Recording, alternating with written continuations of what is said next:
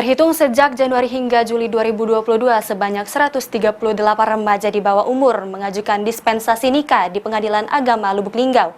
90% remaja yang mengajukan dispensasi nikah ini karena sudah hamil duluan.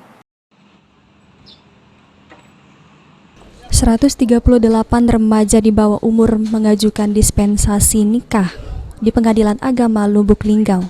Rata-rata 90% dari 138 perkara pengajuan dispensasi nikah dinominasi karena sudah hamil duluan.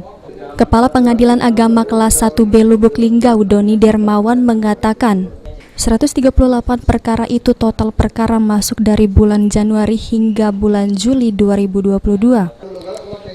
Berasal dari kota Lubuk Linggau, Musirawas, dan Musirawas Utara. Dispensasi menikah ini sendiri diperbolehkan karena kondisinya mendesak dan bila tidak diizinkan kasihan dengan orang tua para remaja.